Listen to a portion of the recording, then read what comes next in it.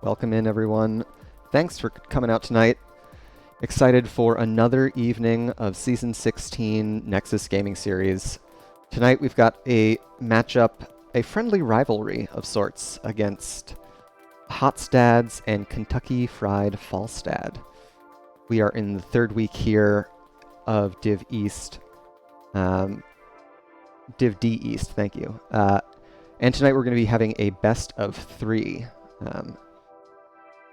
Some other notes on our teams for the night. We've got Kentucky Fried Falstad, who are new as of this season, but they are no strangers to NGS. Lots of these members actually know each other from their days on Almost Legends Ruby back in Season 13. And the roster relationships are kind of centered around Conflicted, their captain.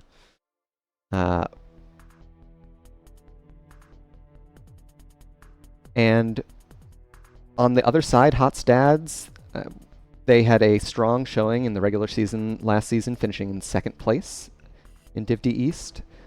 Captain King has also shared time with the KFF friends on Almost Legends Ruby.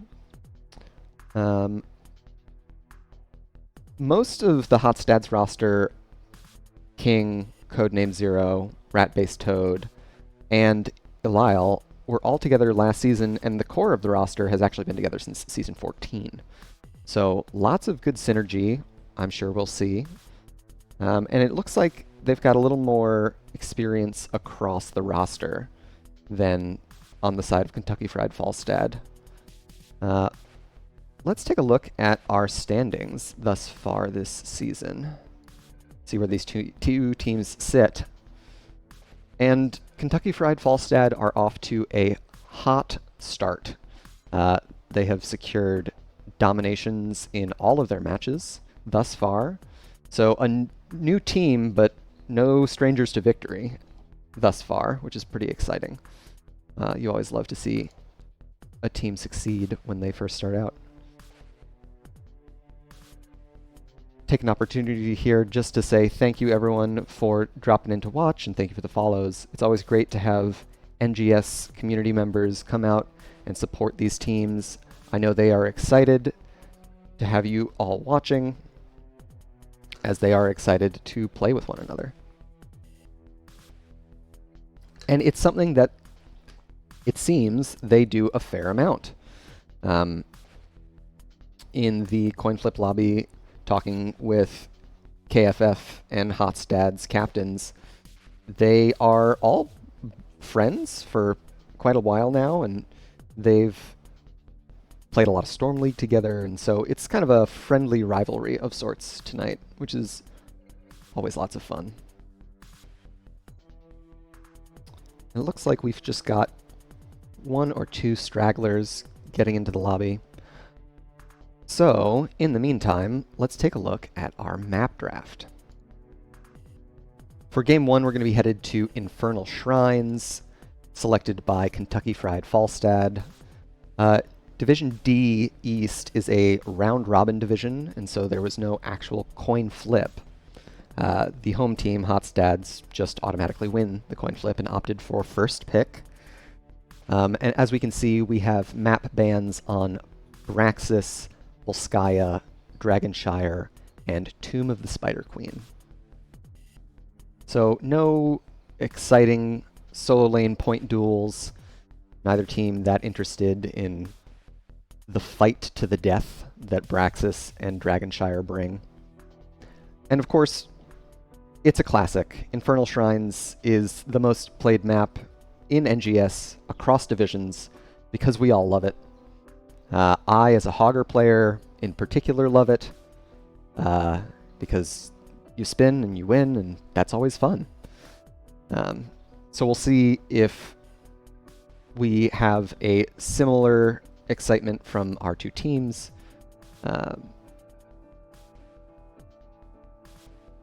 Let me check in with them, speaking of, and see if we've got one waiting. Ah, we've got a bio break. Fair enough.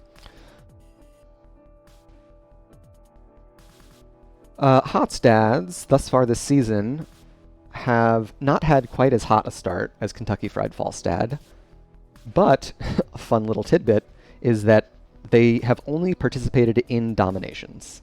They've had 2 matches thus far, one of which they dominated, the other of which, of course, they were dominated.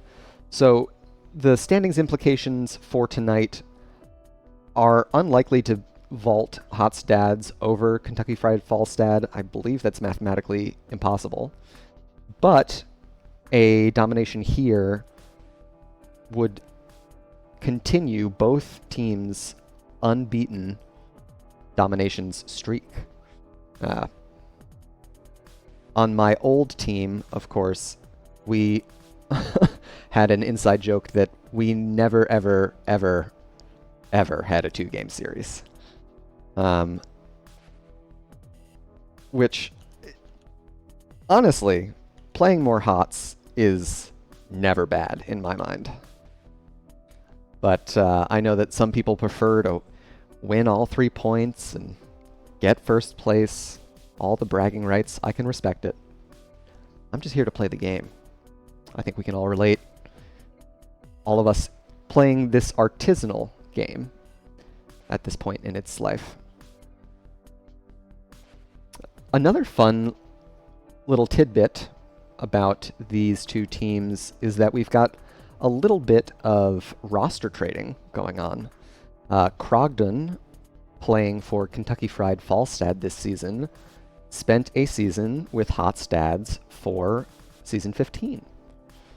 So there's going to be, in addition to all of the Storm League experience they have with one another, there's potentially more insight available to Kentucky Fried Falstad by way of Crogdon. Another exciting example of how open and versatile our little NGS community is.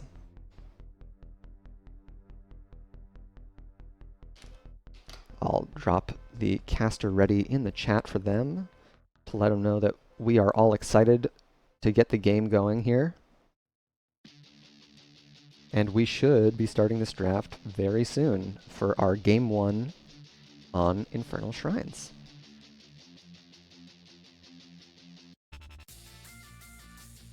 I'm also interested to see how the draft goes with how much both teams know each other.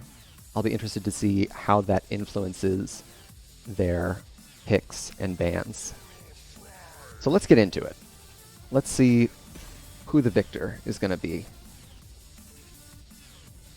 This is also a great way to kind of get a sense for these teams' read on the meta.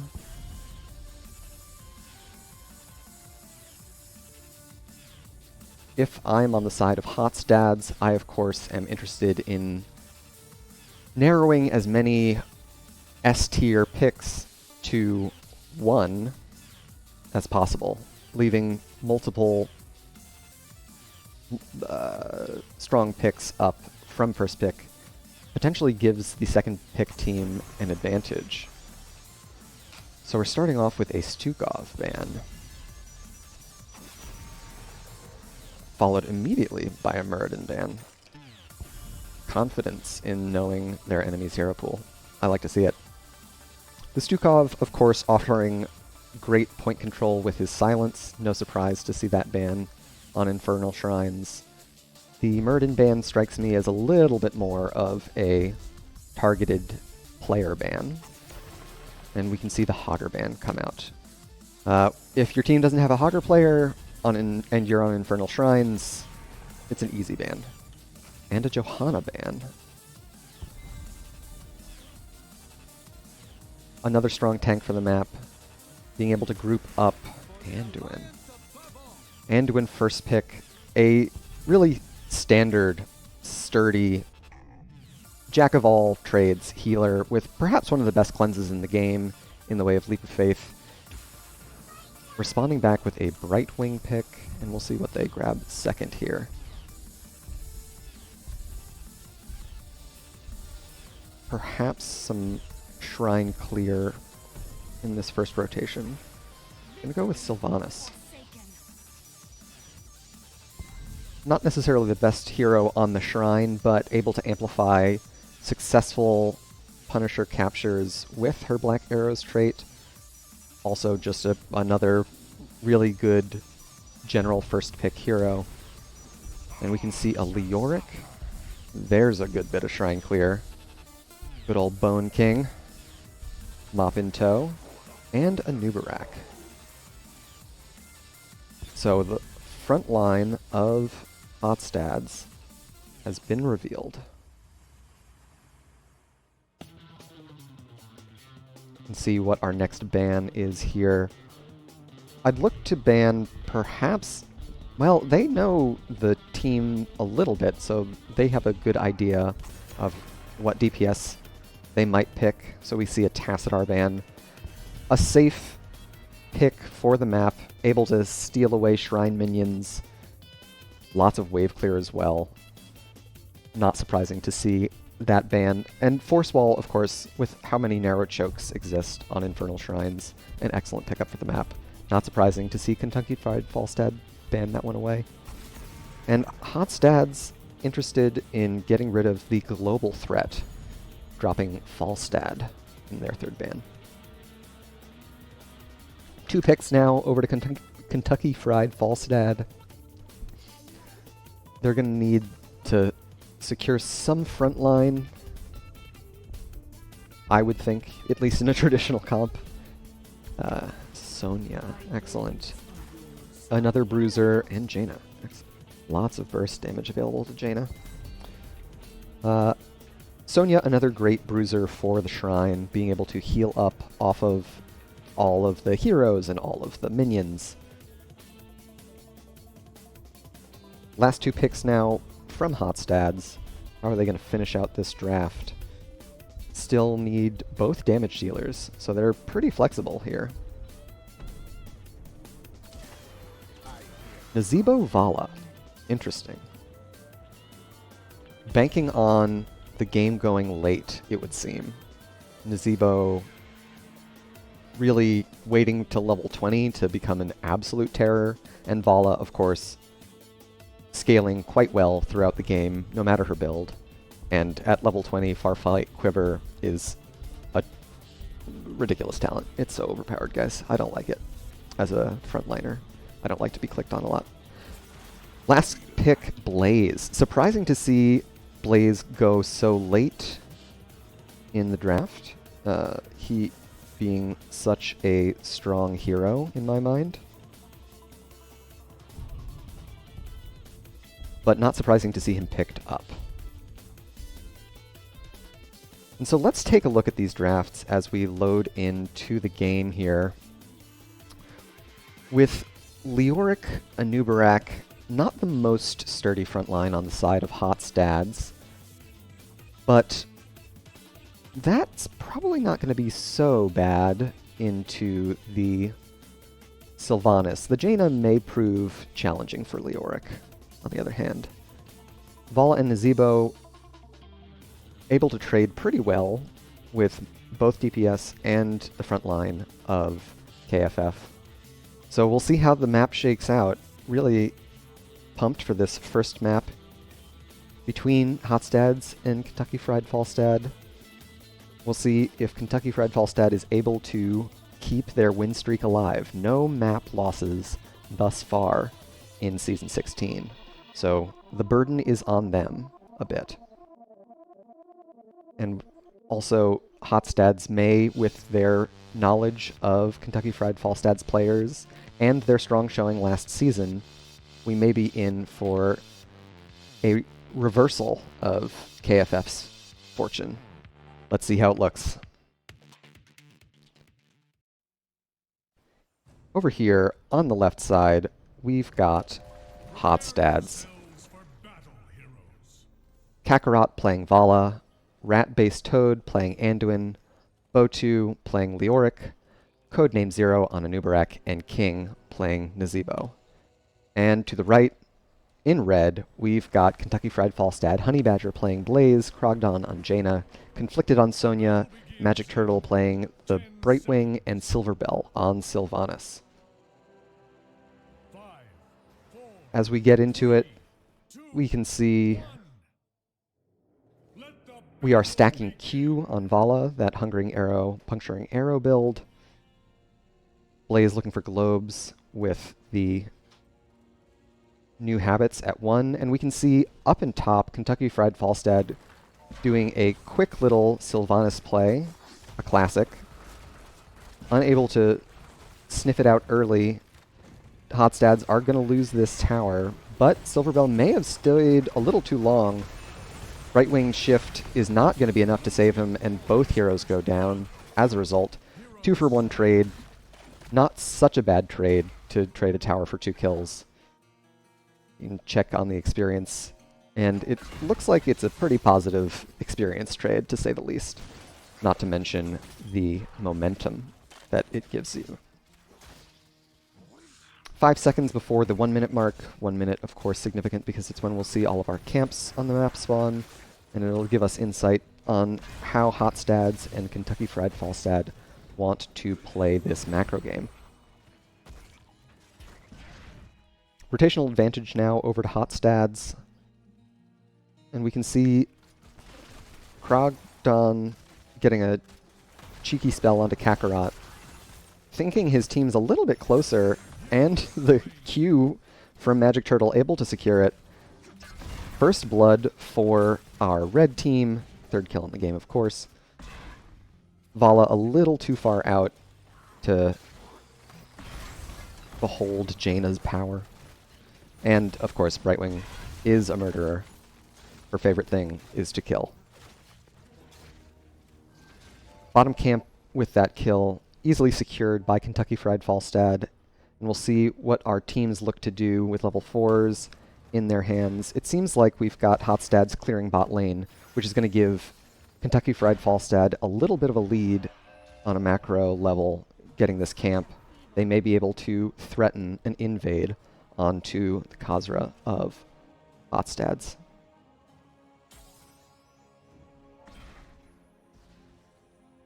Not terribly interested in it. Makes enough sense. We can see Conflicted up top right, starting this Shaman camp. Hotstads grabbing their Khazra in mid. And a fair bit of damage now going onto the Leoric, but he's able to land his Drained Soul.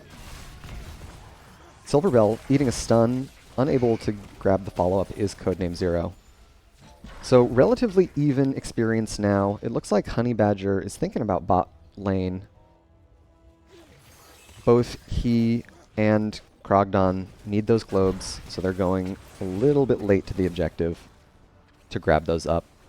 In mid lane, we can see Silverbell and Magic Turtle cleaning up the Khazra, using a little bit of possession to stall any sort of siege onto their mid-fort wall.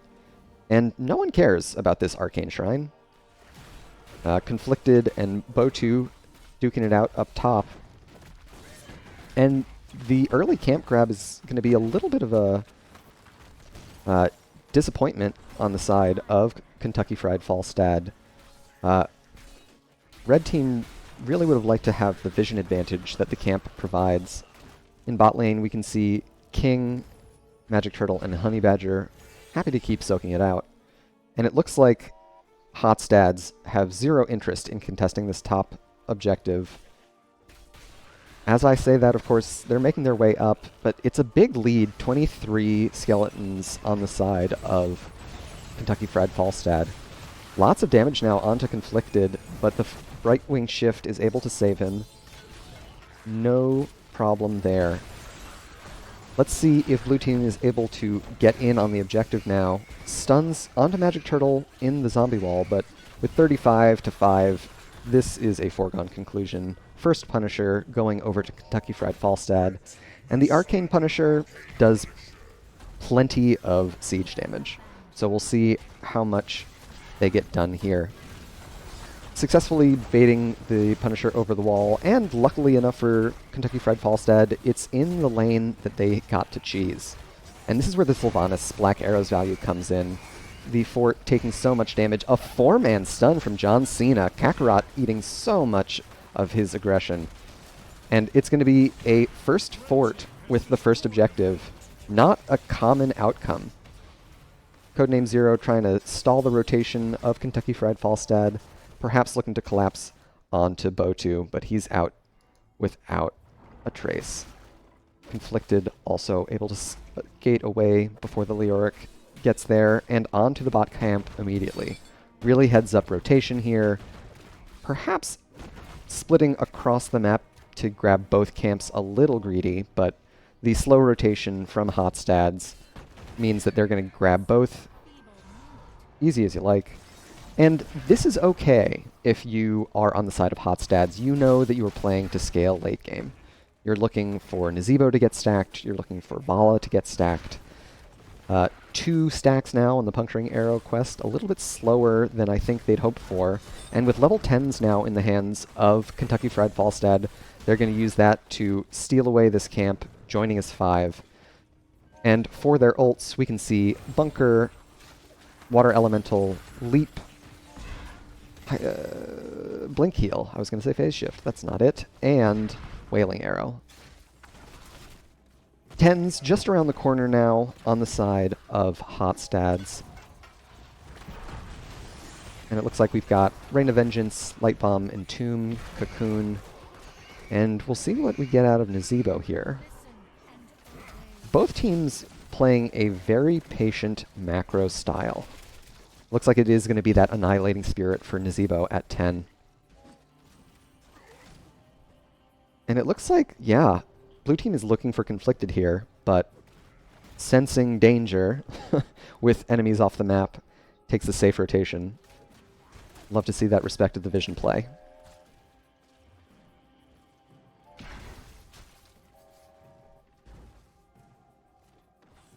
Next objective to spawn in the mid lane is going to be a Mortar Punisher. And we've got a 3v4 down here. Codename Zero going in, not able to secure the stun onto Honey Badger. Doing a little cheeky Q for their trouble. And now it's about a 3/4 level lead for the side of Kentucky Fried Falstad. As I say that, we have Leoric coming in, looking for the Entomb, unable to land it there. Honey Badger caught on the wrong side of the fight nonetheless. Codename Zero taking a lot of damage. Botu now the target of this Water Elemental. Codename Zero falling exceptionally low, unable to land the Light Bomb on anyone. And that 5v4, unfortunately, did not net any kills. And all the while, we had Conflicted working on this top camp. That is a map advantage that Kentucky Fried Falstad is happy to have. And in the mid lane, they secure a kill onto Botu. The primary shrine clear for Hotstads, it's going to be hard to contest this shrine now with the Shaman Camp pushing in top and their Leoric dead. Spawning in 3 seconds thanks to his trait, but it's already a pretty strong lead for the side of Kentucky Fried Falstad. Almost 100 stacks now for Nazeebo on his level 1 quest, Thing of the Deep. That's going to give him the spell power boost, which makes that Annihilating Spirit hit all the harder. And I also like to see Krogdon going over, grabbing this camp here, understanding that Hotstads are not contesting the objective. They're not in a hurry to grab this Punisher, and able to grab the camp as well. Stun now onto Codename Zero. Leap of Faith is available. Another Black Arrows push now. Krogdon looking to get aggressive, perhaps a little too far out. Feeling safe now with that level 13 Ice Barrier in their hands. Oh, right onto Anduin, can't cleanse himself. Kentucky Fried Falstad immediately snap that engage. John Cena, an excellent lead stun for any CC chain. Let's look if they stay here with the Punisher, still relatively healthy. I'd love to see them start to transition to bot fort. And it looks like they're going to do just that. Krogdon leading the charge here. Level 13s on both sides now. That's going to be helpful for Nazebo, securing that ice block, making him a little bit harder to dive. And that is all outer structures on the side of Hotstads going down. A great early game, about a level and a half, 2 levels really, of advantage to Kentucky Fried Falstad. And it looks like Kakarot really wants this camp, and no one wants to join him. We can see Honey Badger anchoring the bush there, threatening any who would stand. And look at this Khazra camp. Of course, Hotstads know this. They are no strangers to the map. They understand that they are on an even talent tier, but still down on stats, and looking to continue scaling Nazebo at 128 stacks of his Vile Infection. Not a bad pace. Could absolutely get to 175 before level 20. And that is a talent tier lead over to the side of Kentucky Fried Falstad. We've got some pretty big power spikes here. The Juggernaut plating making Blaze almost invincible. Northern Exposure increasing Jaina's Burst even more. And I love what Hotstads are doing here. They're being mostly respectful. Great cleanse onto Codename Zero. And that's a big commitment using the Water Elemental. Leoric on the top side here, gonna have to skedaddle. Wow. An aggressive engage onto Honey Badger. Still has the bunker available. Leap in from Sonya. Conflicted getting onto King there. A web is going to slow down that aggression. Codename Zero falling low. Bo2 as well. The shift onto Conflicted, and it looks like with the talent tier advantage and the stat advantage means that they are going to stave off this assault from Hotstads. Well played by Kentucky Fried Falstad, and they're in no hurry to leave. They want to stay here and press this talent tier advantage, maybe get onto the keep with Black Arrows. Of course, Anub spawning all these beetles and Naz spawning all of his toads and zombies means that the minion waves aren't getting to where Kentucky Fried Falstad would like them.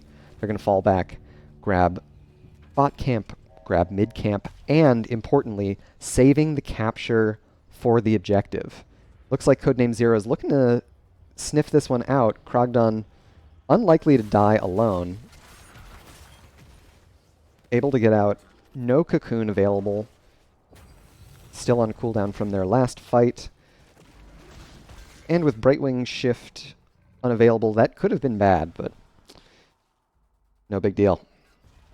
Another Punisher that Hotstads are looking to give. This is an even talent tier fight for them, but they are just playing around this Nazebo power spike, it would seem. Happy to let him soak in mid, move his 5 up to the top lane to clear out this catapult, and the Shaman camp pushing there.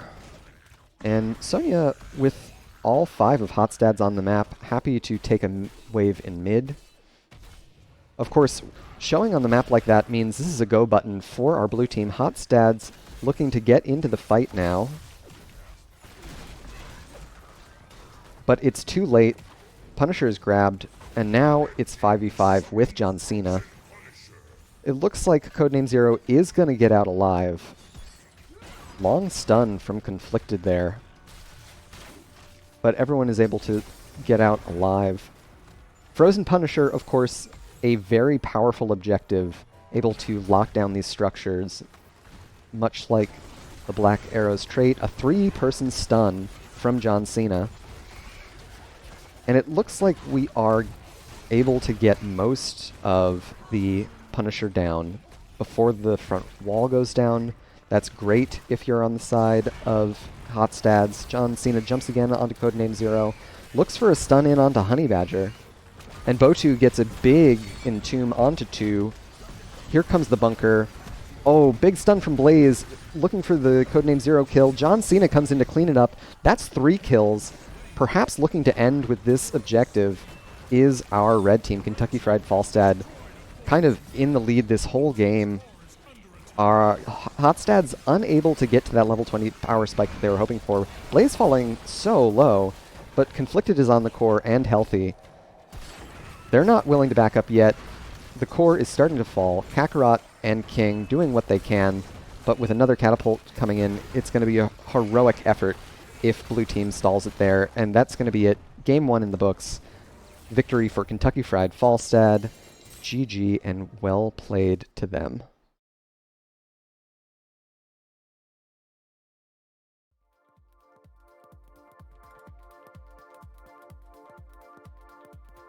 And what a fight. What a series. A scaling comp on BOE can work, absolutely. But it is hard to catch up after giving every single objective. I think Kentucky Fried Falstad did a great job understanding that they needed to win before 20. And we can take a look at these post-game stats. See how we did here. We can see Nazebo ended up top damage, but it's nothing compared to this Jaina damage, of course. And checking out the builds, we had a auto attack build from Leoric, a E-focused Ice Flows build from Jaina, lots of damage and potency from that one. Not surprising to see it. We can take a look back at our maps.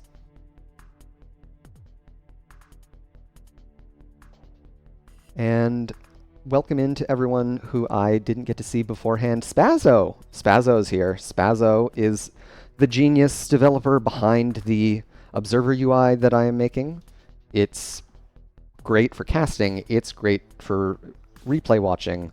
I cannot endorse it enough. I think it's in my credits, which I have below the screen title, but if not, I'll be sure to update it. It's a great tool for being able to see experience, being able to see ability cooldowns. It's way more customizable than Aliab's. I love it. It's great. Spazzo does amazing things. But enough about that.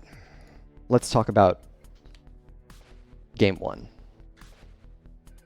Comfort picks, probably, from all of our players. And I gotta say, the Leap Sonya from Conflicted had some great playmaking there. That final fight under top keep, it was perhaps the best fight that Hotstads were gonna get, which is, once again, kind of rough for Nazebo comp, getting that fight pre-20. The Frozen Punisher coming late game like that was a boon for our red team.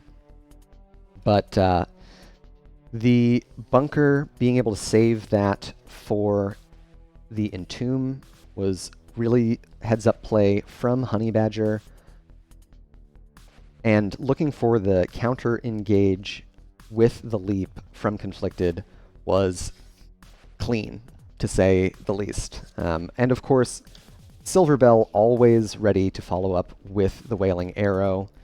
You love to see that CC follow-up from your DPS players. A real treat to see how Kentucky Fried Falstad have gotten off to such a hot start in this season.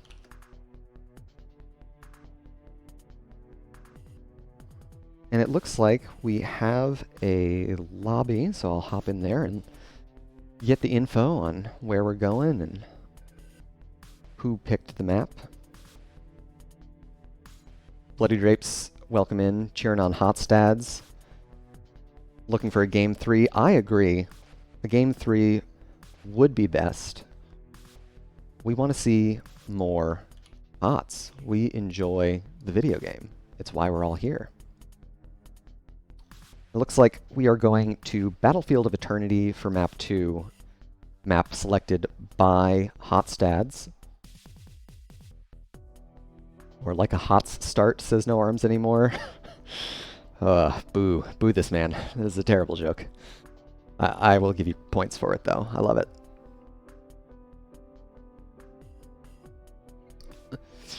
Another Diablo-themed map, but one that will not favor the scaling comp that Hotstads drafted in the last map, perhaps looking to score a completely different point, throw their opponents off.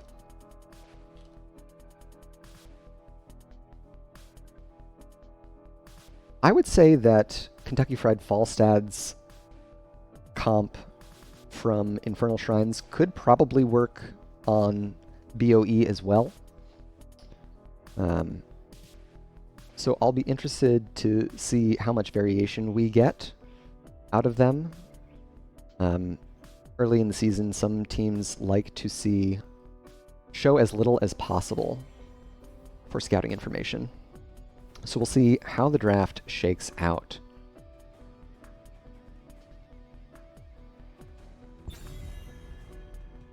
First ban over to Kentucky Fried Falstad. Perhaps they will do a little more targeted map banning here.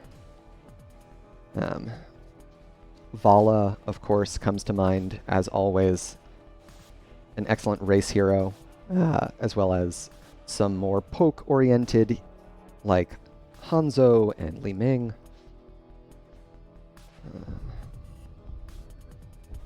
So let's see where the priority is for KFF. Banning that Muradin. So with a Muradin ban in both Game 1 and Game 2, I think that's got to be a targeted ban onto the tank player on the other side. Also an excellent map for Muradin. The ability to get over walls is very helpful on the map. A Stukov ban coming out from Hotstads. A strong all-around healer. Super punishing with his CC potential, solid healing throughput, and able to reset a fight with either of his ults. Can be a really great tool on BOE where there's so much posturing around these objectives. A Brightwing ban now coming out from Kentucky Fried Falstad.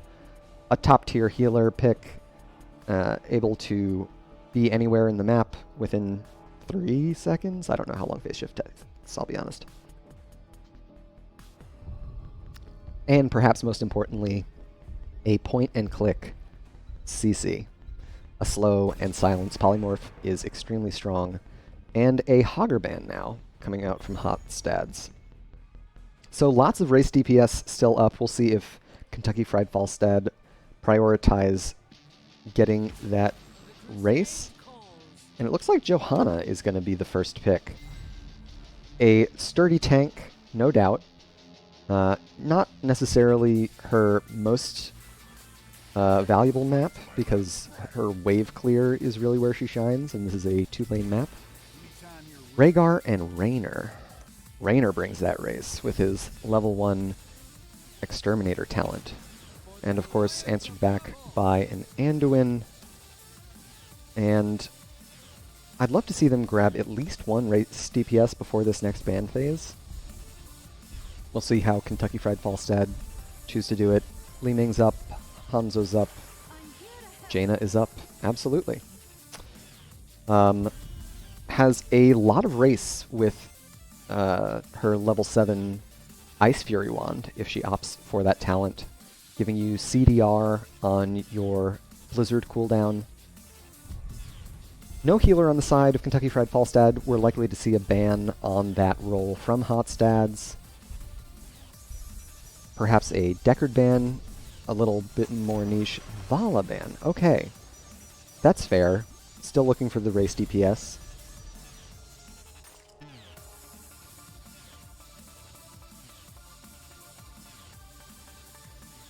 And now, on the side of Kentucky Fried Falstad, likely looking for a tank ban here, with one selected for them, and one banned. Being able to narrow that pool even further is going to choke the hero pools of Hotstads. And I don't know what I'm talking about, apparently. A Tassadar ban. Tassadar's Force Walls, of course, great on a map like this, where there are so many chokes and places where vision are vital. Next two picks now on the side of Hotstads.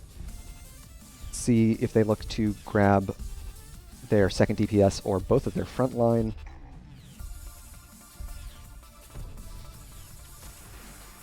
And it's going to be a Mei Thrall.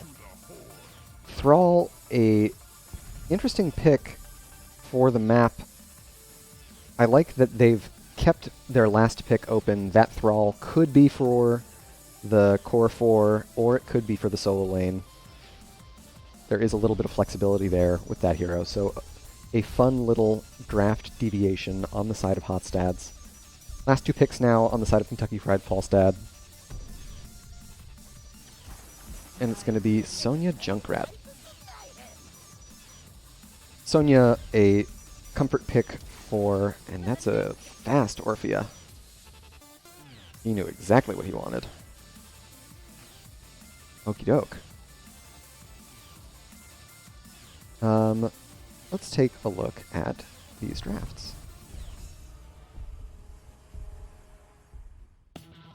So, a race advantage now going over to our blue team, I'd say. With the Raynor, it's just a lot of race. Junkrat has a lot more safe poke than either Orphea or Raynor. And the kill pressure, of course, on the side of Kentucky Fried Falstad is pretty intense. So we'll see how they approach these objective phases. I think Kentucky Fried Falstad is incentivized to go fight under their Immortal. So we'll see how they approach it. Let's get into the game. Over here on the left in blue, we've got Hotstads. Kakarot playing Raynor, Rat-based Toad on Orphea, King playing Mei, Botu on Thrall, and Codename Zero on Rhaegar.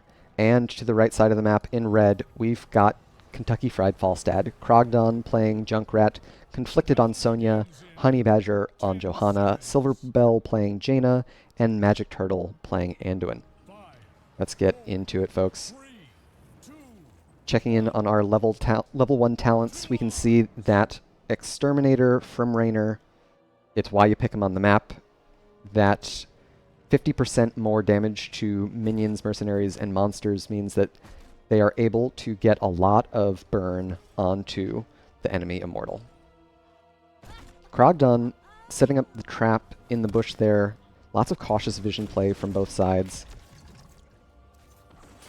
And we'll see how our teams look to posture around these first waves.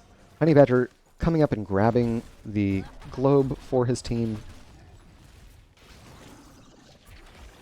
And it looks like a lot of safe poke back and forth. Nothing crazy going on. Checking in on top lane, we can see Conflicted gets the wave clear advantage. Thrall, not known for his wave clear, of course. But that's not why you pick him. You pick him because he's Green Jesus. A root now out onto King. Nothing going to come of it. Honey Badger taking so much damage from Rat-based Toad. Does still have the Unstoppable, able to get out mostly unscathed. And it looks like that's probably going to be a tap out of at least Honey Badger. Codename Zero doing the same. Neither tank with their Unstoppable. And with camps now on the map, we can see Raynor sneaking up to the top lane, doing so very safely, making sure to stay out of vision. And we're going to see if our red team is able to sniff that out. Kentucky Fried Falstad content to trade in lane, it seems. And in the top, we've got Kakarot grabbing that camp. We'll see if Conflicted comes to check him out, but it looks like Botu is keeping him mostly occupied. So Kakarot able to get it.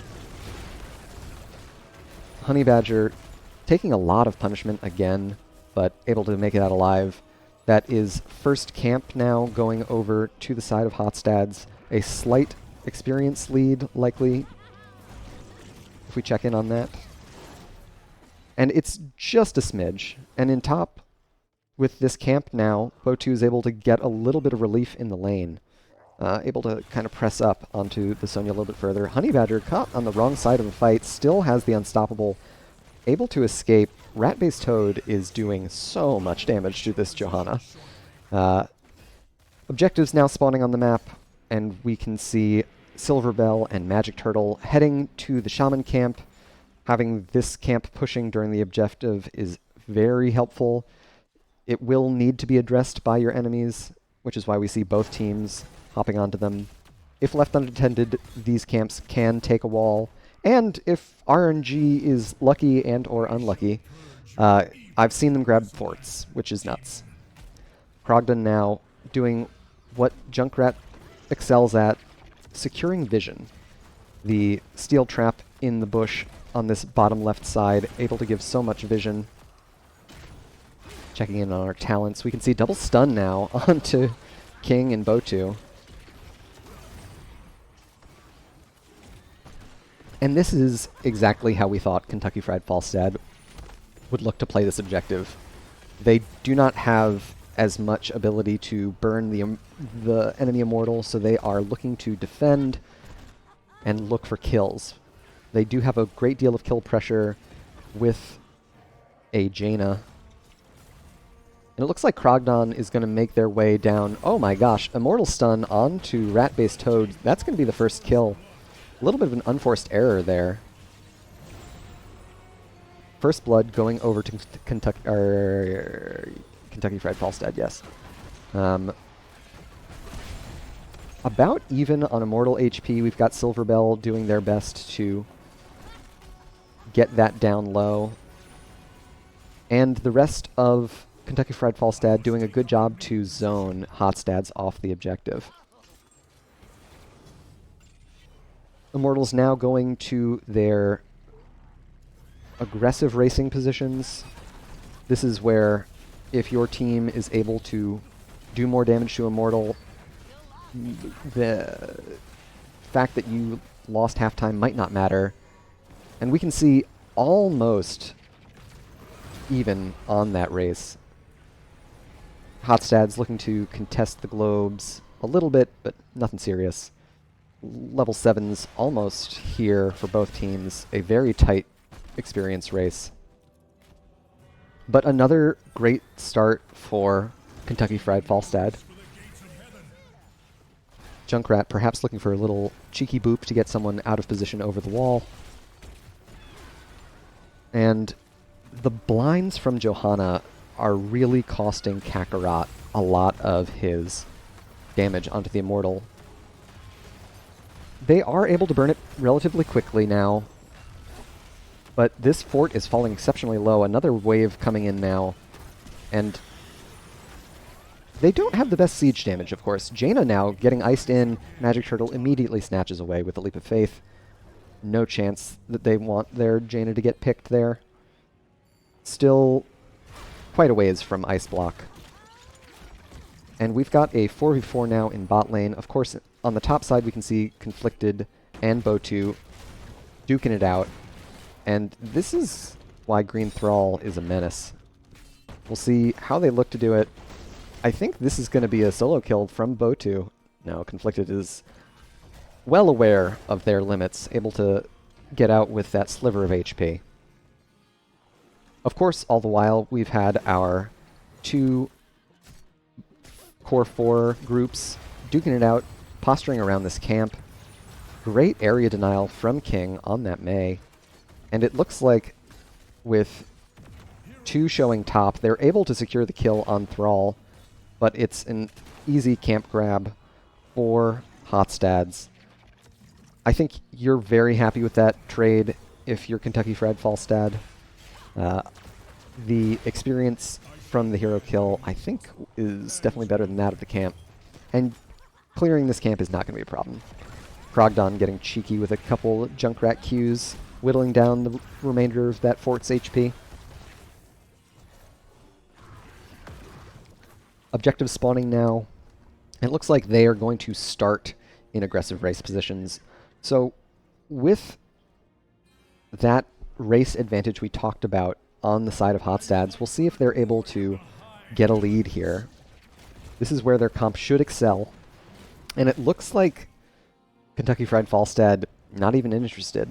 They have level 10s, so it would behoove them to fight, but they opted to grab top camp instead.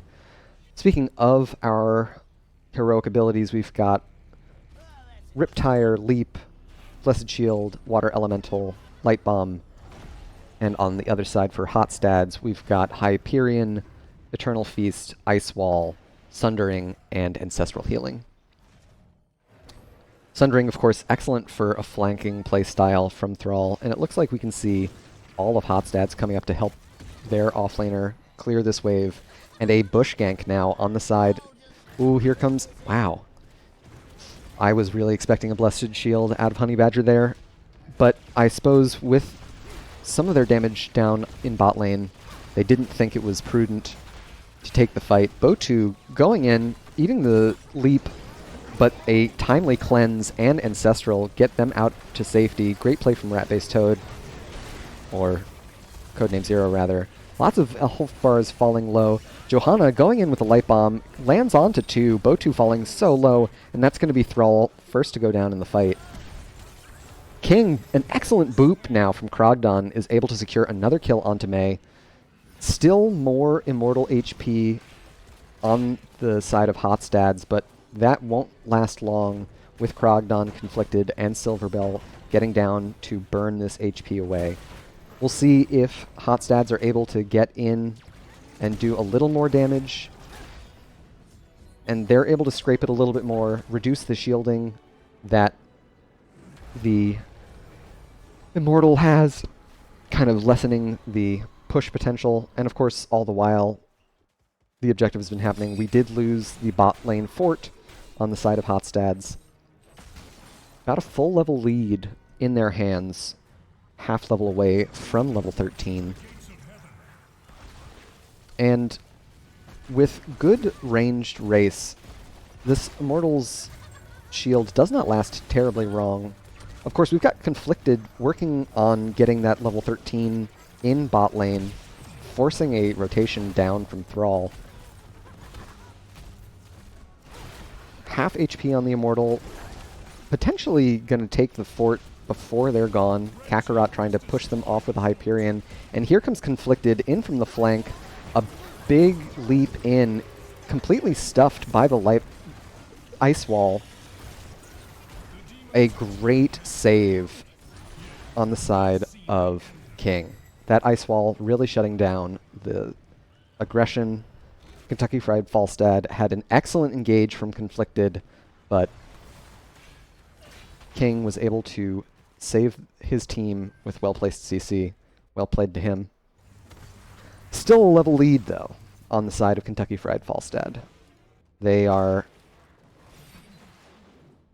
trying to get aggressive with this talent tier lead, hunting in the jungle, looking for any friendly faces on the side of Hot Stads. King and Codename Zero trying to cheekily steal this camp. I don't think they get out of this alive. Conflicted is here, Magic Turtle is here, Honey Badger is here. No Blessed Shield available, but King has got to go down out of this. That's another staggered death for Hot Stads. They were able to secure the camp, so that experience does go over to them. And we've got Thrall soaking in top, able to safely grab this experience since it's next to his keep wall. Just a smidge of XP, and here are level 13s in the hands of Hot Stads.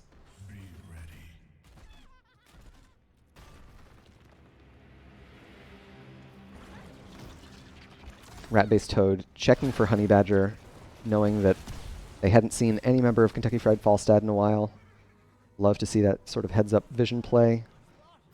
And Hot Stads is a little behind on the map now, but this isn't the worst spot to be in.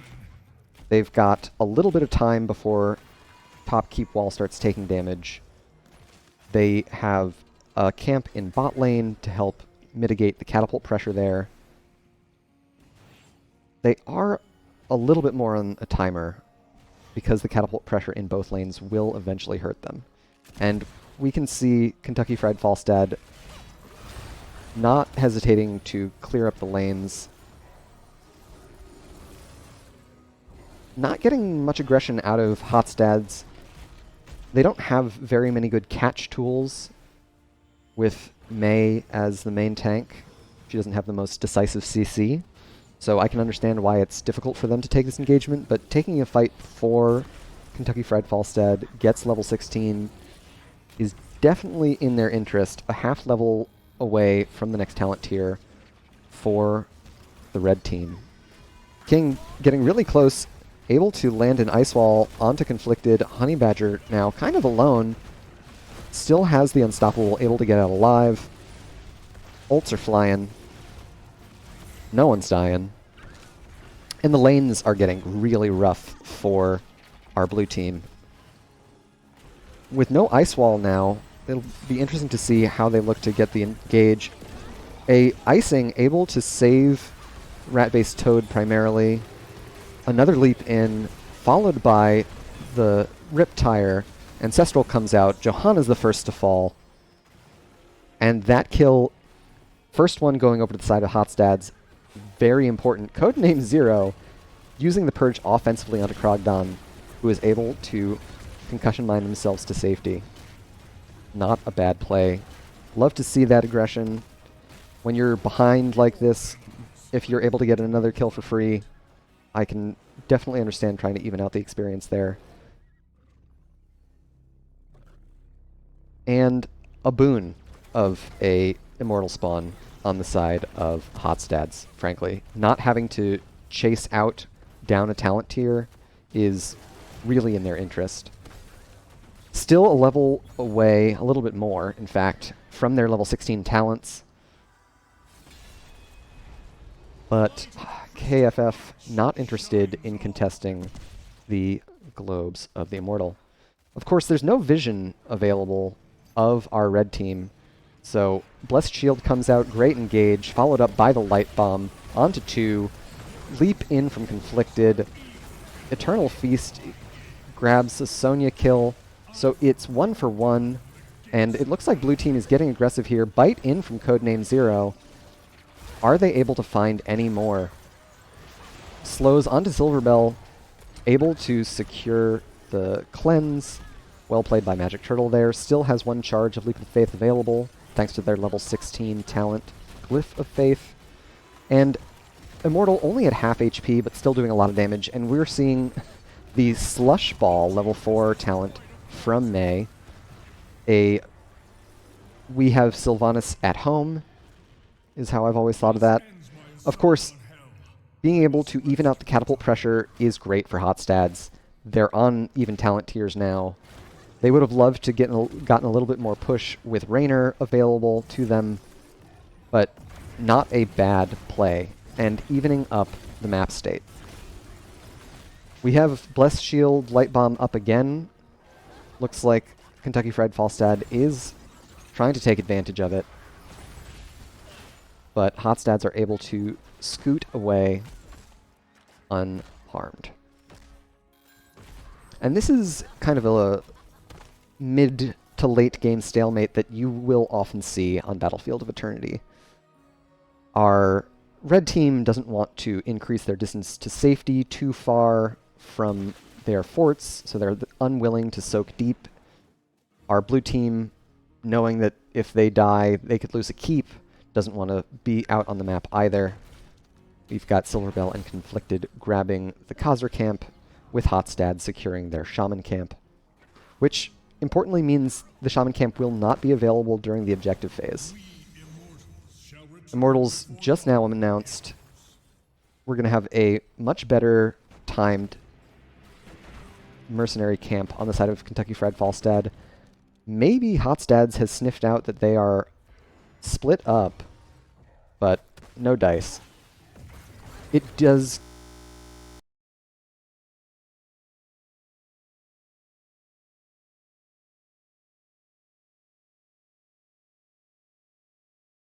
and lots of damage onto Codename Zero, able to get the Ancestral off on themselves, but Conflicted is chasing them down with a lot of move speed. counter engage onto Silverbell from Rat-based Toad, able to get another Q dash, and it looks like Conflicted is going to be the first to go down. King looking for more, able to get another slow onto the red team, but it looks like they have all made it out alive. A hectic fight. What started with a engage onto the isolated Rhaegar turned into ash in the mouths of Kentucky Fried Falstad. Of course, they still have lots of kill pressure up with the Jaina Junkrat combo. No real hard CC to speak of, but it is difficult for Kakarot to get in and land these autos.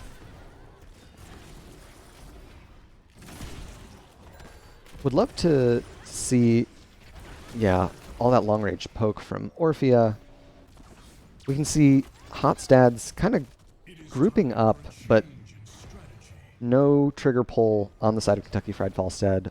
Looked like a potential juicy Blessed Shield. And Immortals once again spawning at the position where it is safest to burn HP. King slowing with the zone control via Mei. A root coming out now. Blows the Unstoppable. And a Sundering into the Junkrat Riptire, unable to secure any damage. Any meaningful damage, at least. A boop goes wide.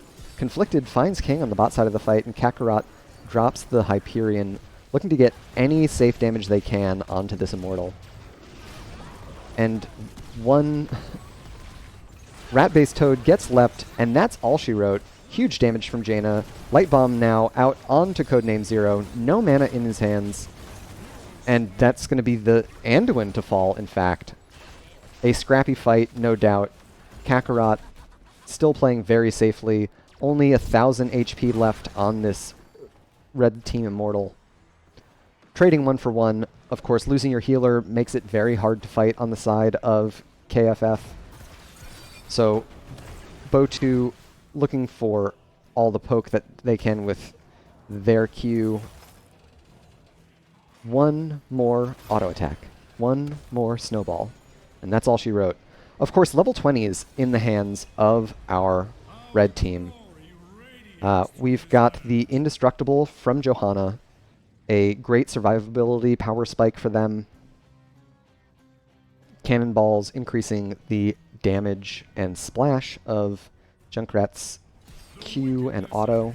Winter Mute from Jaina, just amplifying all of the damage that Water Elemental can do. And we can see just how fast they're able to get damage on the Immortal now when they are unmolested. Big Sunder flank from Bo2 here. Unable to get the root follow-up. Codename Zero got a lot of damage. And a serious slow with that level 16 Earthgrasp totem. Earthbind totem, rather. And the first Hyperion that has gotten onto structures, they're scratching at the keep. They're able to do the Sylvanas at home push with Slush Ball at 4, but feeling very wary of another leap engage. Conflicted, looking to close the gap with that Mystic Spear at level 13. Mystical Spear. Not bad, memory-wise. I haven't played Sonya in a very long time, and I haven't seen that level 13 in an even longer time. Kind of a stalemate on the map now. We've got more keep damage done on the side of Kentucky Fried Falstad's bot keep, but the wall is down for Hotstads. Looks like both teams are content to safely clear with each team showing on the map. Of course, this gives our blue team the advantage on camps, securing both neutral camps in the middle of the map. It will be challenging for Kentucky Fried Falstad to get over to this back camp. And they're not going to give it a shot. I think that is probably the correct play. There are so many different vision pathways you need to control if you are Kentucky Fried Falstad looking to invade onto that bruiser camp. It is a tough position to fight in. But with the Immortal spawning now and this camp rolling in mid, it looks like blue team is going to get a potential engage here onto Kentucky Fried Falstad. Lots of poke going on to Honey Badger here. Icing in from the May. Johanna able to pop the Unstoppable and get out the World Breaker from Thrall. That level 20 Sundering upgrade, unable to meet its mark, but a big part of the talent is its cooldown reduction. So he will have another Sundering before too long. Here comes the Blessed Shield into a Light Bomb, into Immortal Stun. The Ice Wall comes out for Peel, but it's a bit too late. Lots of damage now onto Codename Zero. Pops the Self-Ancestral, is able to splash it onto his team there. Another Sundering out from Thrall. But Kentucky Fried Falstad, securing the kill on the Orphea, is going to secure them a lot of the Immortal HP here. Silverbell, Krogden, and Conflicted wailing away at it. Of course, the important heroes for burning HP on the Immortal are still alive. Kakarot, with that Exterminator level 1, is able to chunk that quickly. North-south spawn for the Immortal. This is a tough spawn if you're the side of Hotstad's. King a little bit far ahead of the team now, able to get a great Sundering onto Sonya, onto Sonya and Johanna. Botu looking for more. Here comes the Winter Mute from Jaina. Botu a little bit out on alone. Conflicted going in with the leap, followed up with the Light Bomb. A huge cleanse comes out from Codename Zero, but Winter Mute is still chasing, unable to find the micro on that. Of course, with the successful push-off of Hotstad's, Kentucky Fried Falstad is able to get more of this Immortal HP down. Big stun out onto Magic Turtle. Unfortunately, the terrain creation did prevent follow-up. Krogdon falling very low on the top side of the fight, as is King. Conflicted falling low now. Botu securing the kill onto the Sonya. They are not done yet. Codename Zero and Rat-based Toad able to secure that Anduin kill. Once again, no healer on the side of our red team. Looks like Hotstad's not interested in pressing the issue in bot lane, content to go top, grab this Immortal, and we can see King and Honey Badger. King in deep trouble now. Ancestral and Purge both have to get used here. Silverbell gets knocked out of the Ice Wall Blizzard combo with the Sundering from Thrall. So we'll see, with a little bit of shield HP on the side of Hotstad's Immortal, we'll see how much push they're able to get out of this. In top, the catapults have already taken out the entire front wall of their top keep. So that is a tough position to be in. I did not have the correct read for who won that race. I'm sorry, folks.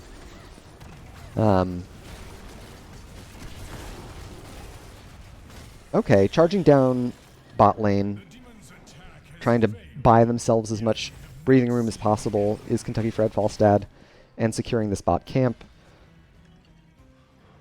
You know, they've got this saying in Texas. I'm sure they got it in Tennessee too. Fool me once. They're not going to get tricked into giving both neutral camps away. We'll see lots of cautious vision play once again. Level 23 on the side of Kentucky Fried Falstad, and it is a long one. Games tend to go long when both teams are evenly matched. Being able to get those counter engages for Hotstads has really made a world of difference. We'll see if they look to support their bruiser camp.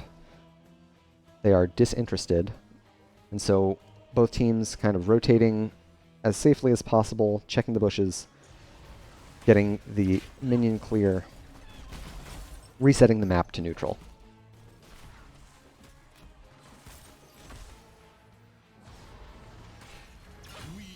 A little bit of a macro advantage over to the side of Kentucky Fried Falstad, just in their rotational speed. And we've got a party bush getting set up by Hotstads. A catapult now on the keep, and it's smacking hard. That bot keep is taking a lot of damage. Honey Badger, excellent scout onto the bush. Krogdon able to offer a lot of vision as well. And it's back to the game plan we talked about during the draft. Kentucky Fried Falstad does better when they are under their immortal because of their kill pressure. Seems like blue team feels the same way, and this is where the Cannonball's talent from Junkrat starts to matter a lot. That long-range poke is able to whittle down HP of both heroes and the objective. We'll see what Kakarot sneaks down here just to drop the Hyperion. That's likely to start the fight here, and that's exactly what happens. Big thrall from stun. Ancestral is in time. Rat-based Toad, though, on the wrong side of the fight with a water elemental on them. Let's see if they're able to make it out alive. Lots of ults committed on both sides. Light Bomb still available. Silver Bell falling low. Huge damage now onto Rat-based Toad. Honey Badger on the wrong side of the fight, but able to get away with her Iron Skin and Steed Charge level 7. So lots of ults on both sides. Still have the Light Bomb available. Ooh, Honey Badger, no ult now. In trouble. This is going to be where that level 20 comes in handy. Botu getting chunked to half HP now. Looking to get the kill onto Anduin there. And it's been a tough time to be a boy prince in this game. He's been the target of lots of Hotstad's aggression. King looking to zone aggressively here, trying to buy as much space for Rat-based Toad and Kakarot to work on this immortal HP. And on the bot side, we can see Krogdon and Conflicted trading as fast as they can on this objective. Silverbell dropping the water elemental just to try and discourage and slow down the race of Hotstads as much as possible, and it is neck and neck. We are very close. A 5,000 HP lead for Hotstad's Immortal, and 3 catapults. 3 catapults are scary. 3 catapults at a almost 31 minutes start to take the core all on their own. It's going to be a really healthy Shield Immortal on the side of Hotstads. This could be a game-winning objective. It is going to go top, so it would be great to see them get that lane in order as soon as possible. It's going to be a tough defense on the side of Kentucky Fried Falstad. It is doable, but it is tough. The Immortal having as much health as it does, and hitting for as hard as it does, means that this keep is unlikely to last long. Love to see a cautious vision play. Face check that bush, though. King got lucky. And now with everyone in vision, we'll see, yes, the Slush Ball getting lots of value. Anduin caught in, and here comes the Sundering out from Thrall. Keep goes down, still has shield HP on the Immortal. Hotstads, let's see if they look to press further. No Ice Wall or Sundering yet. We also don't have either offensive ultimate for the side of Kentucky Fried Falstad, but this Immortal is chunking. I don't think they're able to get these Immortal burned down before the core falls, and that's going to be GG. Well played to both teams. A major success on the side of our blue team, able to tie it up 1-1. Super well played in those fights, able to really recognize that they had to get onto the Anduin to get those kills, and make those fights more in their favor. Really well played. Taking a look at the post-game stats, we can see Orphea doing the glut of the hero damage for Hotstads, and Junkrat doing the glut of hero damage for the entire lobby. Checking in on our builds again, we had Numbing Blast from Silverbell, preferring the Root over the Armor Shred, which we saw in the last game. Well played to both teams. An exciting game 2, and most importantly, it means we get game 3. So everybody wins. Everybody wins when we get game 3. I think, anyway. We've got a break in both teams' participation in only dominations, worth noting. So if anybody had that on their bingo card, go ahead and mark it off.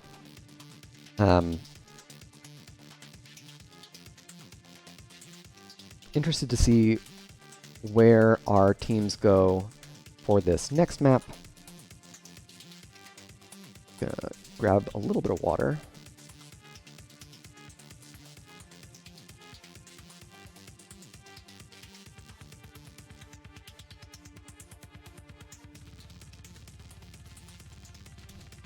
Okie doke. The objective on Battlefield of Eternity is so strong that if you are able to secure a well-shielded Immortal, you can push to win. And I think Hotstads, recognizing that they have the tools to burn Immortal HP and secure that objective, allowed for them to stay in the game. They were able to focus their aggression onto Anduin, which I thought was a really smart adaptation from them. Codename Zero, unafraid on that Rhaegar. Love to see that aggressive puppy play. And honestly, kind of a helpful addition, especially with that Earthbind totem at level 16, another form of CC to kind of shore up your engage potential with that Mei main tank. We'll see if we have a map from either team. Not just yet. Spaz was saying, I was wondering if the Leap of Faith display would work with detachments. Yes. Yeah. It's great. I love being able to, at a glance, know if my healer in my replay has cleanse or not. Ditto both of the tanks being able to see Mei's unstoppable and Johanna's unstoppable. It's just another reason why I would strongly recommend downloading Spazo Obs. It's a great tool. Allows for a lot of flexibility. Whew. How's everyone doing after that barn burner? I am tired, if I'm being honest with you all. But it was great to see everyone respecting the vision play. Both teams definitely playing very cautiously, which I think is fair. Battlefield of Eternity is a nightmare if you don't have any vision tools. I think the Kentucky Fried Falstad folks did a better job drafting those vision tools. Johanna's Shield Glare and Junkrat's every single ability he has, both relatively wide-ranged, long-distance bush checks.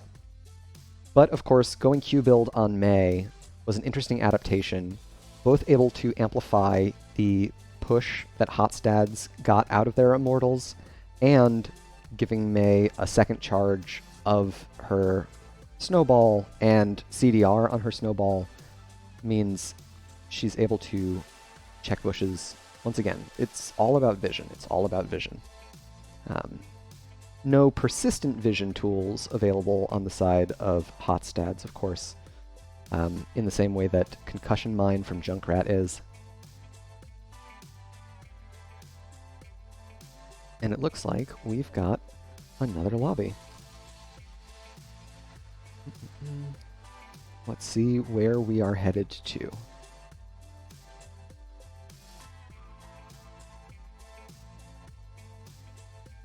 Okay.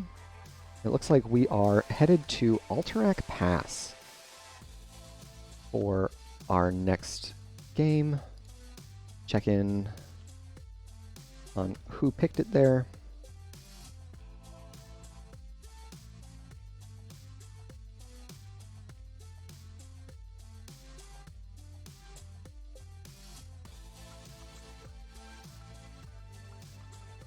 And that's another Falstad pick.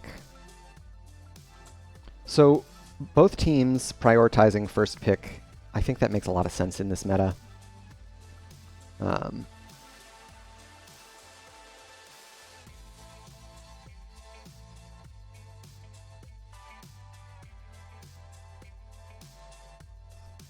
Oh, thank you, Spazzo.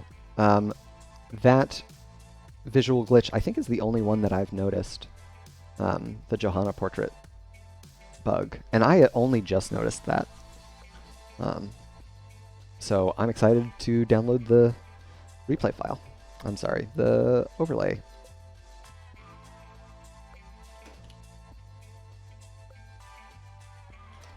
Letting the teams know that we are ready on this side of the world for them to get into the next game. And who do we think's gonna take it, folks?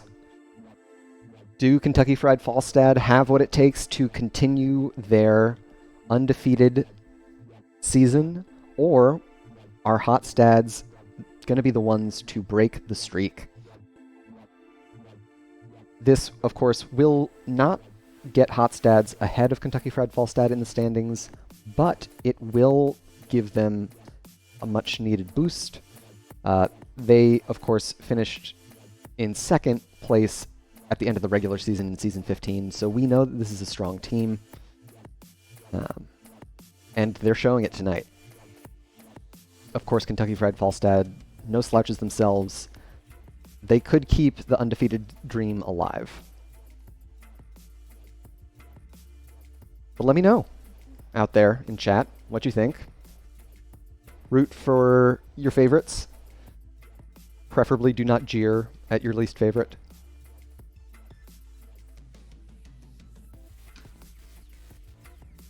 Because we run a wholesome, friendly stream.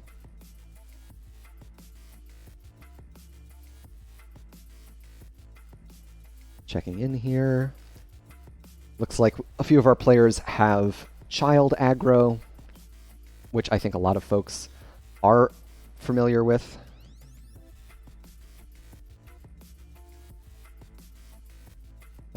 Can't say when the release will happen.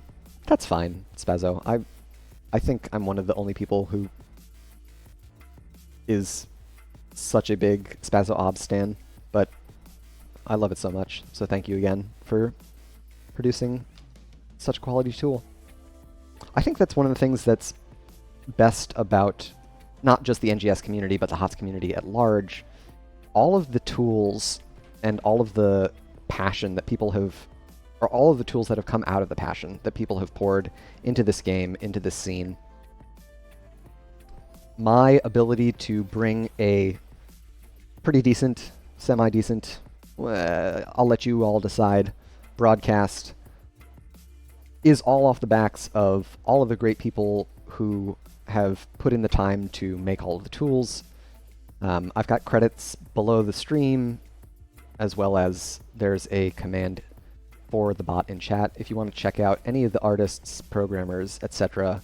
who've contributed to the stream assets. Big shout out to them.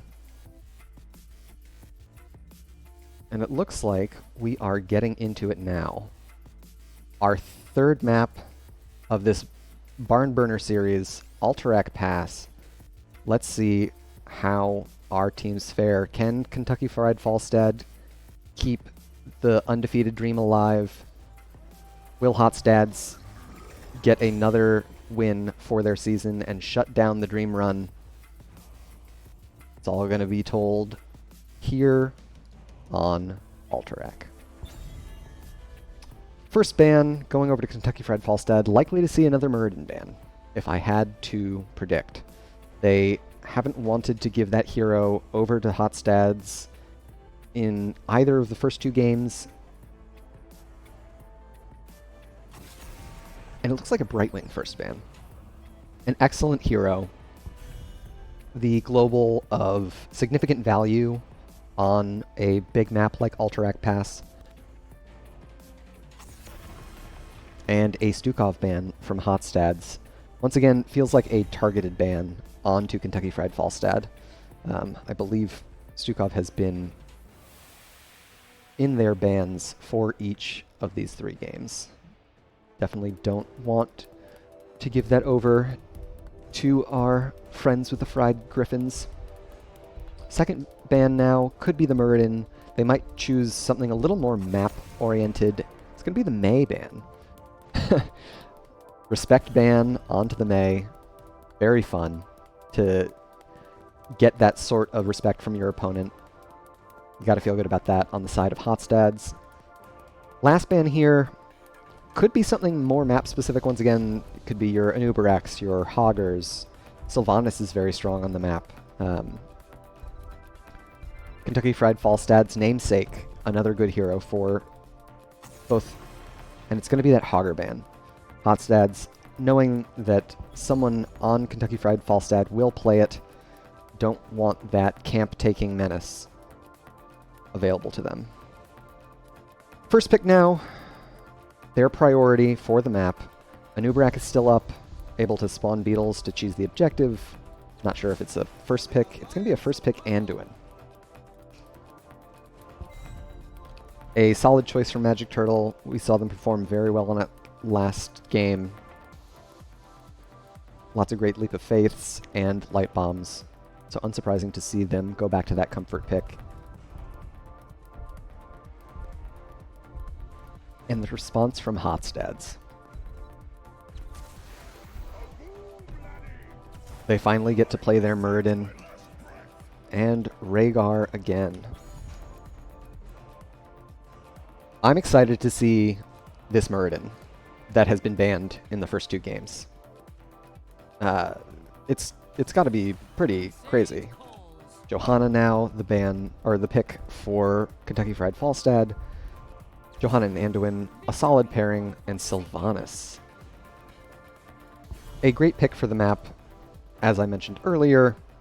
Her ability to amplify pushes, of course strong on every map, but in that spell aura of the objective generals, the shutting down the wall is a big boon. Also, because of the nature of the objective, Sylv being able to put pressure on the other side of the map can be very valuable on the map. So, Falstad ban from Hotstads. Looks like they are not interested in having that side lane pressure amplified. Getting rid of that global option. With Falstad and Brightwing banned, of course, that means that Dahaka is the most popular global still available. If that doesn't get banned here, we could see Hotstads potentially pick that up if that is a playstyle they are interested in. 2 picks now on the side. It's going to be another Leoric and Orphea. They have a great ult synergy. Toxic Core can confirm that the Muradin is annoying. I believe it. Last 2 picks now on the side of Kentucky Fried Falstad. It's going to be another Jaina. And do we see Sonya again? A Blaze this time. Not as much Blaze priority as I would have suspected. And Greymane for the last hero.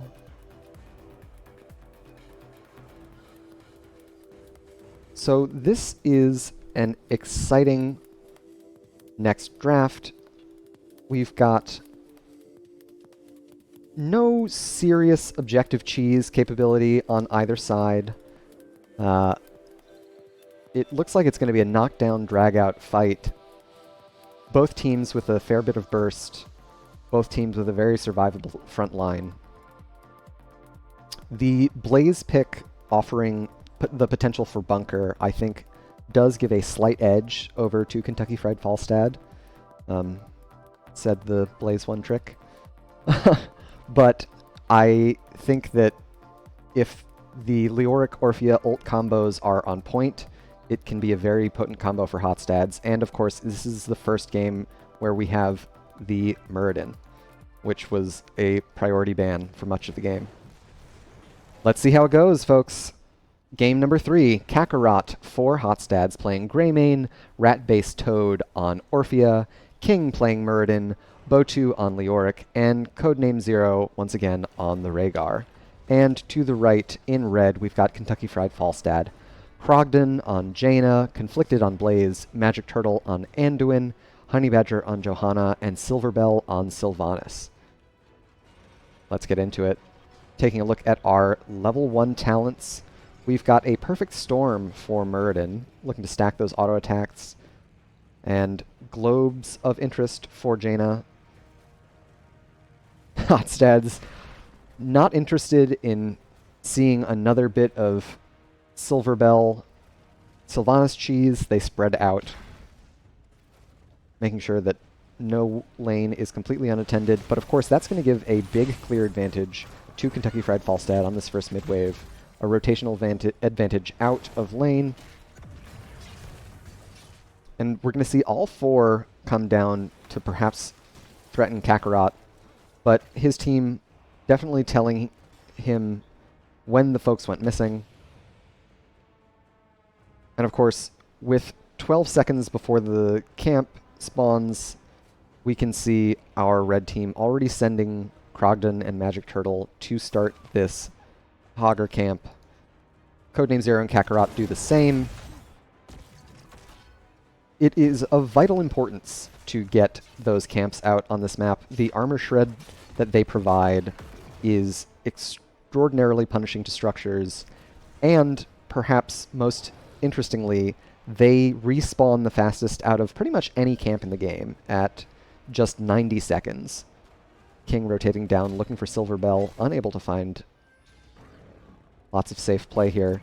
Of course, Honeybadger in mid is going to get the first clear, but with the threat of Kakarot and Codename Zero, the Rhaegar and Greymane push potential is very strong. And Kentucky Fried Falstad and Hotstads both very open to the rotational play of the map. But of course, that gives Silverbell a lot of time to get damage on this bot wall. It's the wide open Alterac map that lends itself to this sort of play style. And of course, with the mid-wave clear, red team is able to get down and threaten this structure yet again. Kakarot can't do too much to stop them. First tower over to them. Up on the top side, we can see Hotstads looking for Conflicted, who has to Hearth. It is a tough lane in top for Blaze into Leoric. And camps almost spawned now, just 10 seconds away. A minor experience lead going over to the side of Kentucky Fried Falstad. But it's neck and neck. It's really anyone's game.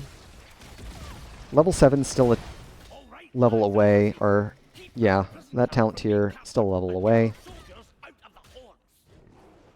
Level 4s, oh, we can see Honeybadger went for Hold Your Ground at 4 on Johanna. Not the most popular talent. I'm accustomed to seeing Punish on that tier, but whatever floats your boat and sinks your battleship, that's what I say. Conflicted, trading back and forth with Botu a bit here.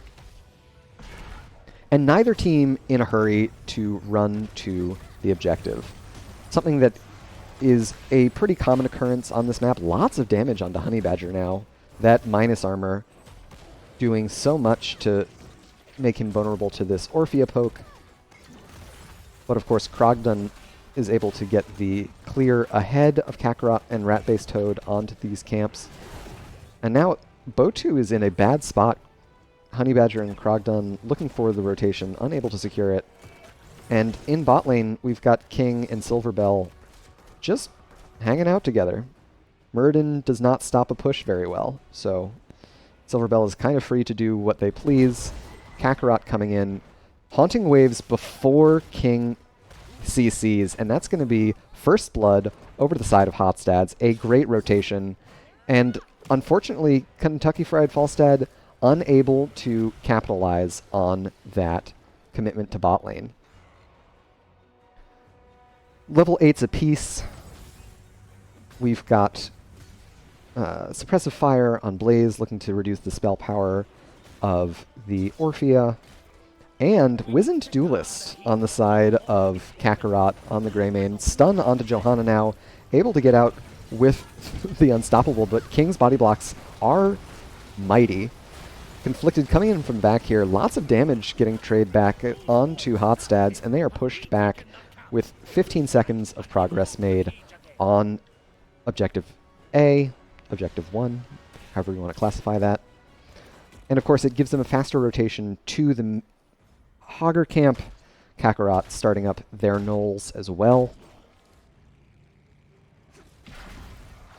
Structurally, we've got a little bit of an advantage on the side of Kentucky Fried Falstad. All of bot lane's wall for the fort is gone, and no real reciprocal damage on the side of Hotstads. Levels 10's just around the corner.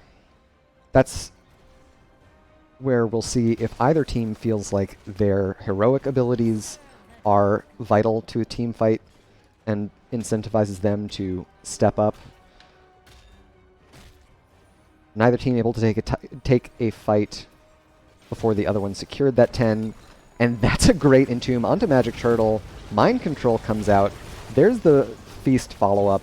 Great stun from King, able to secure the kill onto Anduin.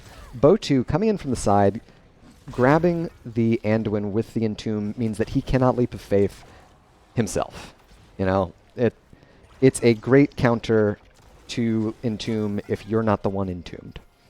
We'll see Conflicted has great stalls with the Blaze. King getting the body blocks now. Lots of damage falling onto the Blaze. Botu on the bot side of the fight, falling low to the Jaina Burst, is going to receive the Ancestral Healing. Conflicted falling low, drops the bunker. Double stun now onto Silverbell and Krogdon on the right side. Looks like Mind Control did go wide. No ults available on the side of Kentucky Fried Falstad, but we do have Entomb available again. Looks like both teams are going to fall back, get healthy, tap well, grab what experience they can.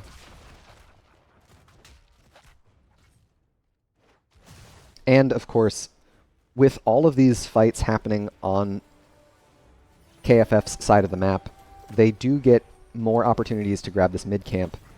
Unfortunately, they were not in position to prevent the objective progress starting back up. Just 7 seconds left on the objective for Hotstads. We can see them going in on Botu, who is able to Wraith Walk away to safety. And in bot lane, the whole time, Silverbell has been working on that fort. A little bit of damage there, and the rotational advantage ahead of Greymane. A brief window of 5v4, but it looks like Kentucky Fried Falstad can't do much with it. Lots of damage now onto Leoric in mid lane. This is all of the armor shred that we've been talking about. Mind Control lands onto Sylvanas on the top side of the fight.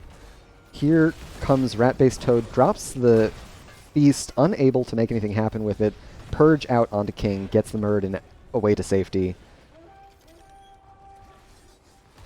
Greymane wasn't even there. Greymane was doing his knolls. Not sure how aggressively they wanted to defend that objective, but great heads-up play from Kentucky Fried Falstad to play to their person advantage. More heroes available means you can fight more. Silverbell in the Entomb, but Magic Turtle immediately grabs Honey Badger now gets the objective progress going. Ancestral a little late to save Botu there. Leoric will be back soon. Looking to see if Honey Badger is able to get another slow. Nothing serious comes of it. A low kill count game. We've got mid lane pushing on the side of Hotstads, but it is pretty neck and neck. Of course, with more structure damage done before the objective is in their hands and level 13s ahead of Hotstads, Kentucky Fried Falstad could get a lot done here with this first objective. So we'll see how they choose to split.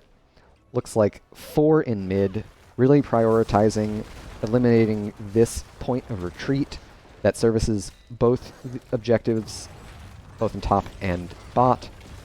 Sylvanas dropping the black arrows. An Eternal Feast is a bit hopeful. A great purge onto King, able to save him. If that root had landed from Magic Turtle, Codename Zero's cleanses are kinda out of this world. Really well played by Purge. In top lane, Conflicted is getting 1v1'd. Botu kills him. Secured the kill. Didn't notice how the fight started, but the Bone King does not like that Fire Bat.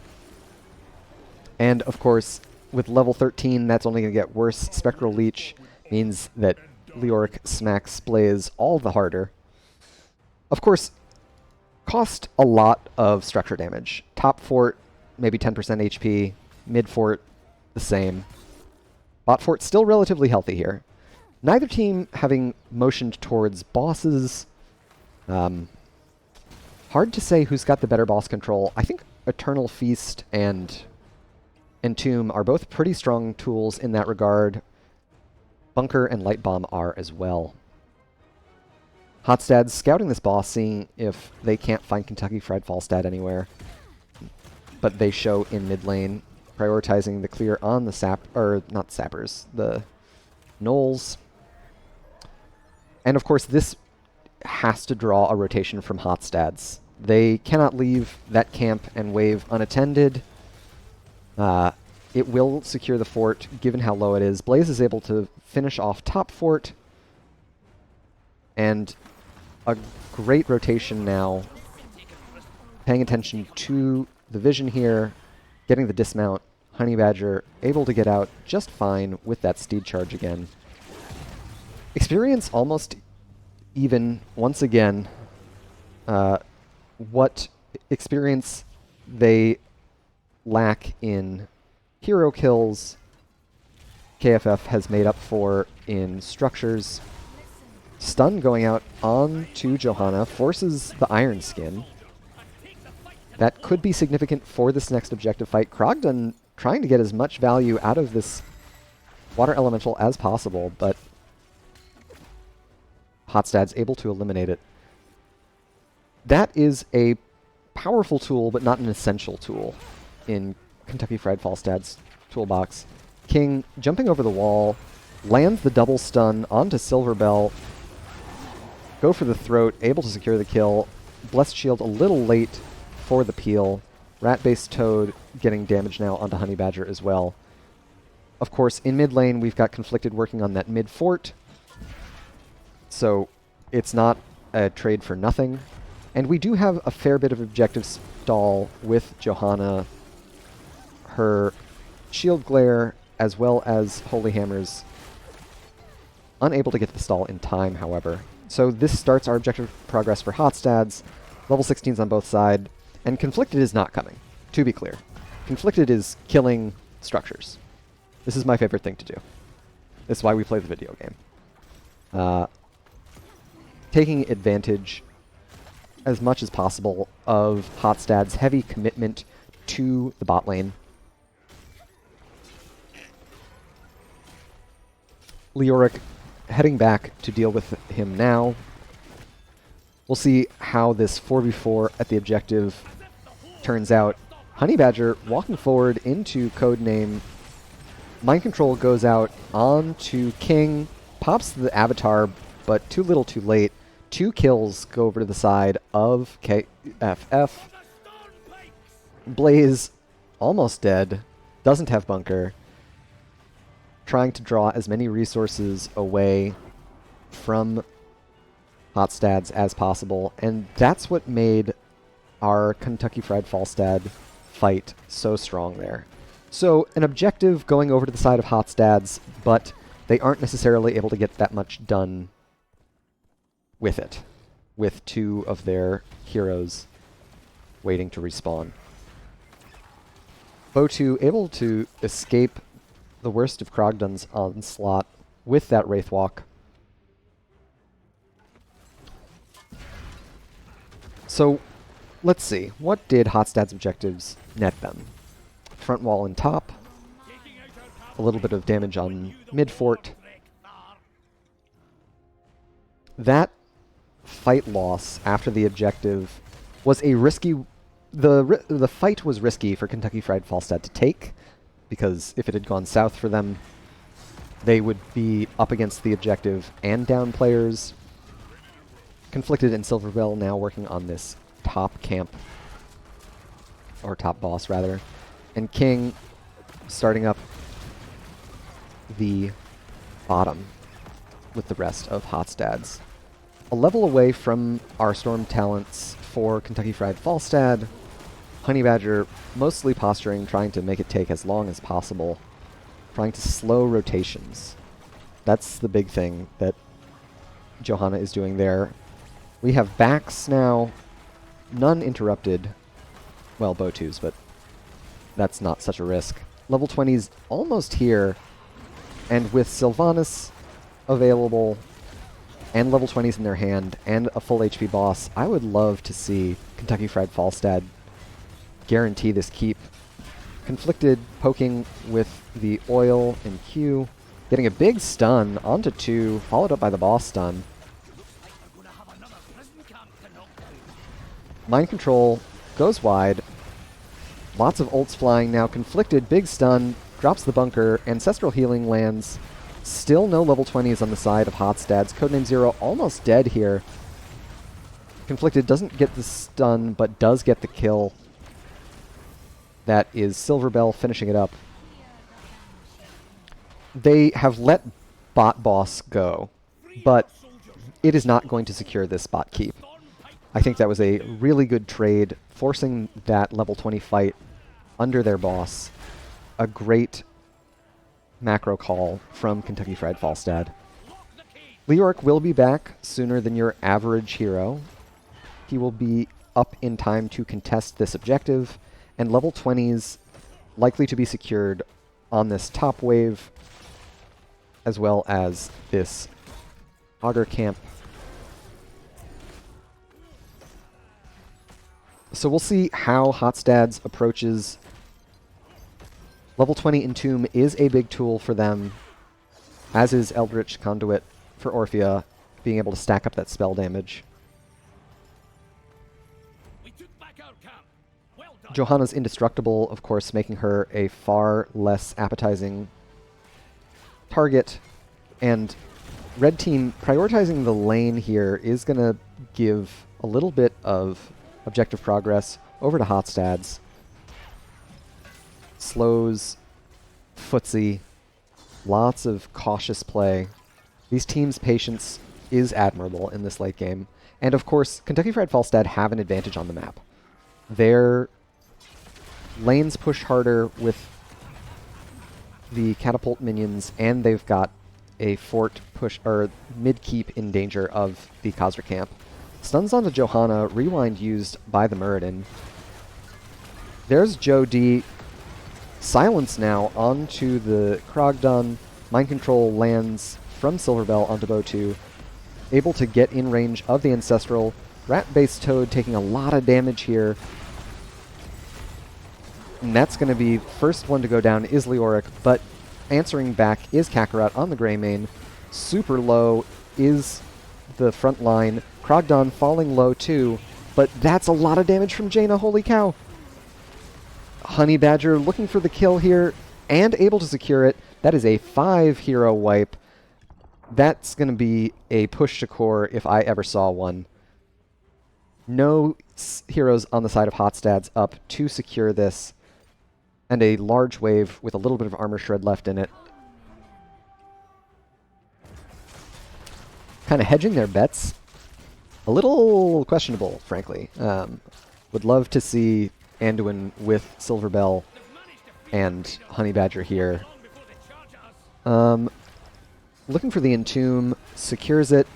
That draws both Blessed Shield and Leap of Faith, landing a lot of damage onto Botu here, and that's another kill. Still 15 seconds away until the next spawns of Hotstads. It's looking like that's all she wrote for the series. A well-fought, close battle between two teams, a friendly rivalry, and 3 games. A 3-game series. Well played to both teams. GG's. Kentucky Fried Falstad able to take it in the end.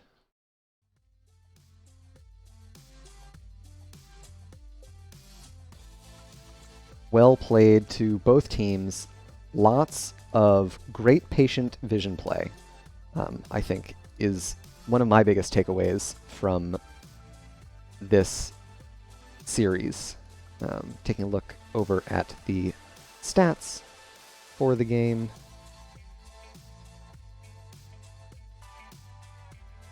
We can see relatively even hero damage from our highest damage dealers on both teams, but the kill count really kind of tells the story here. Kentucky Fried Falstad able to be a lot more decisive in their team fights. And taking a look at our builds here, Honey Badger really enjoying this indestructible Johanna with the hold your ground and Steed Charge. Lots of mobility, lots of survivability. Well played to both teams.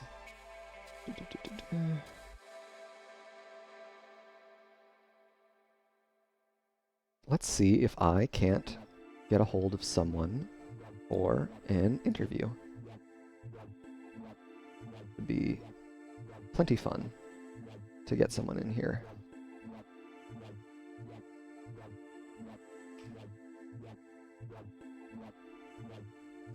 I gotta say, that Game 2 on BOE was such a nail-biter for me. It has been quite a while since I saw a game go that late. It's an NGS special, to be sure.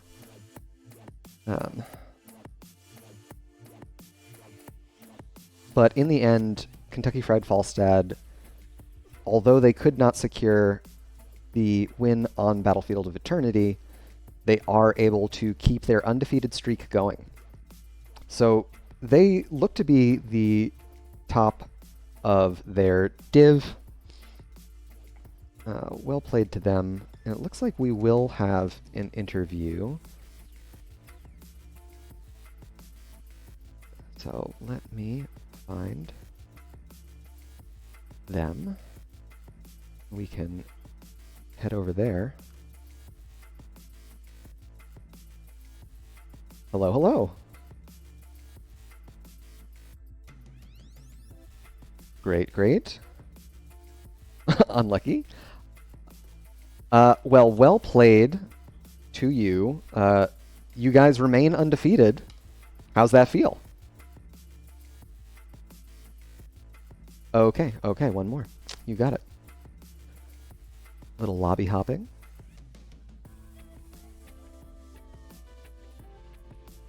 Sure. Matt. Welcome in.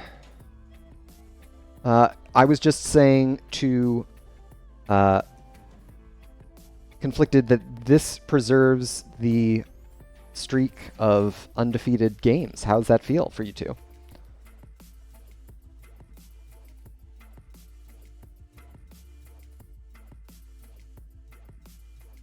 That is awesome.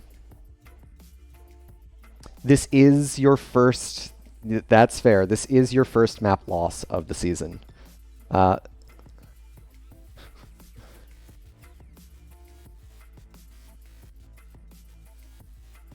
Absolutely, absolutely. Talk to me about the Battlefield of Eternity game. What was it like as we got into the plus 25 minute mark What were comms like? What sort of vision calls are you guys talking about? It was lots of patient play that I was seeing, so I'm interested to get a sense for what the tone of the team was at that point. Can't hear them.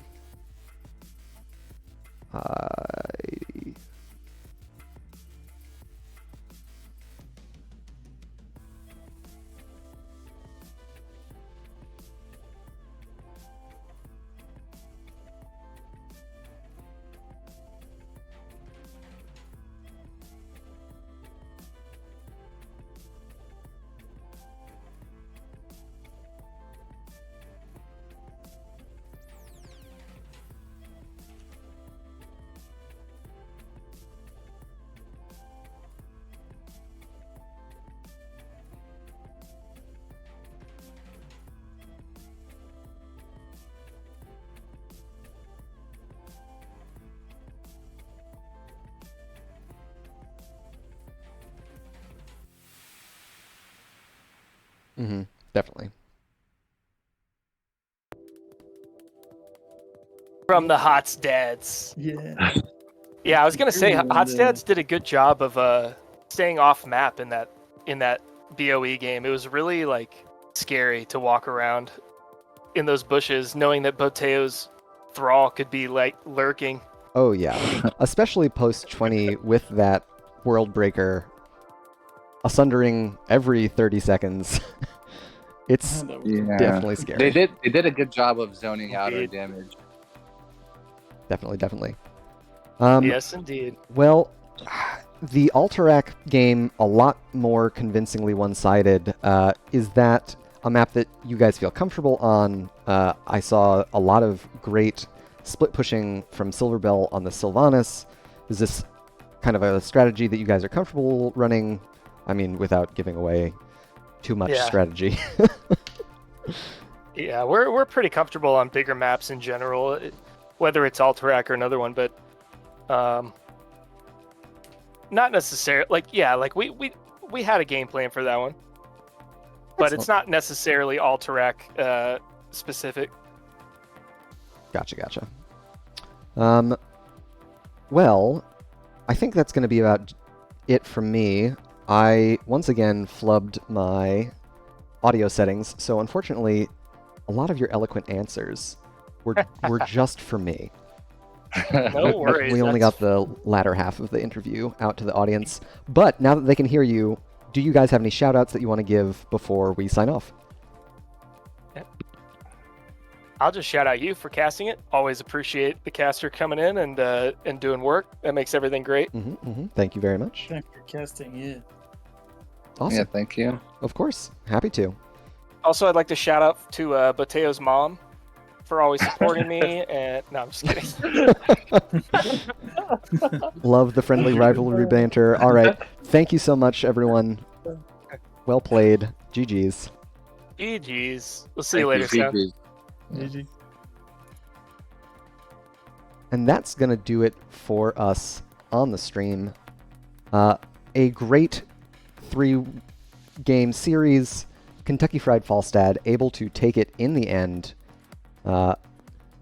Able to maintain their undefeated season. I'll give a shout out to both teams. Thank you guys both so much for putting on some great games. And thank you all for tuning in to the stream. It's great to have the NGS community come out and support all of us who play and love HOTS. So until next time, this is going to be me signing off. Peace and love.